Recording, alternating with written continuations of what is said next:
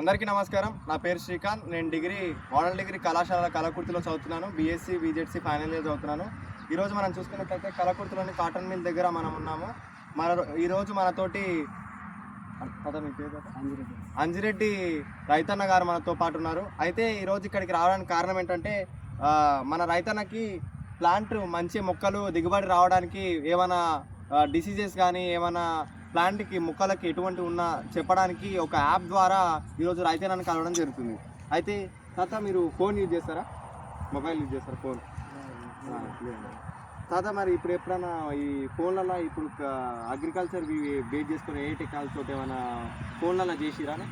మన వాడకాలం చేసారు కానీ అగ్రికల్చర్ చేసి మళ్ళీ ఆ సెల్ తీసుకొచ్చి ఫోటోలు తీసుకొని పోయి. అయితే ఇప్పుడు మీరు ఎప్పుడైనా అంటే ఇప్పుడు కొత్త టెక్నాలజీ వచ్చింది అంటారు కదా, దాంతో ఏమైనా మన చెట్లతోటి ఏమైనా చూసిరా మరి మీరు?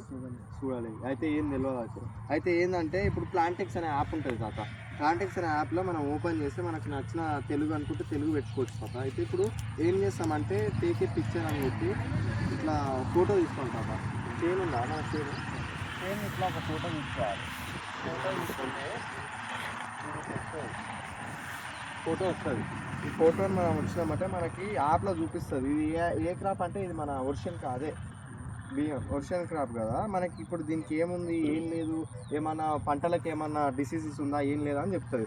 అయితే ఇప్పుడు ఈ యాప్ ద్వారా మనకి దీనికి ఏం తెలిసిందంటే దీనికి నైట్రోజన్ డెఫిషియన్సీ ఉందని చెప్తుంది. ఈ పంటలో నైట్రోజన్ అనేది ఉంటుంది కదా, మనం వేసంగా ఫర్టిలైజర్లో నైట్రోజన్ అని ఫర్టిలైజర్ ఉంటుంది కదా, ఆ డెఫిషియన్సీ ఉందని చెప్తుంది. ఇప్పుడు మనం ఈ చెట్లకి కొంచెం నైట్రోజన్ అనేది వేసినాం అనుకో కొంచెం దిగుబడి అనేది రావచ్చు అని యాప్ చెప్తుంది. అయితే నైట్రోజన్ని మంచి ఆర్గానిక్ నైట్రోజన్ ఎట్లా చేసుకోవాలి అనేది ఇప్పుడు దీనికి ఏముందంటే నైట్రోజన్ డెఫిషియన్సీ ఉంది. దీనికి లీవ్స్ అనేది కొంచెం పేల్ గ్రీన్ కలర్ ఉంది, నిండు గ్రీన్ లేకుండా లైట్ ఆకుపచ్చలు అట్లా ఉన్నాయి కదా, అట్లా స్టన్ను లీఫ్ గ్రోత్ ఉంది. లీఫ్ అనేది కొంచెం గ్రోత్ అనేది ఫస్ట్ ఎంకరేజ్ కొంచెం తక్కువ ఉంది.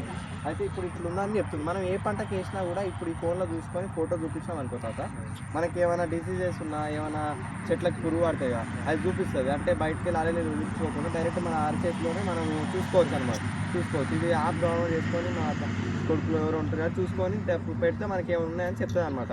అది చూసుకొని దాని తగ్గ మందులే మనం ఉపయోగించాం అనుకో మనకి తక్కువ ఖర్చుతోటి అధిక ఆదాయం మనకి మంచి ఆదాయం అనేది వస్తుంది. అది తాత.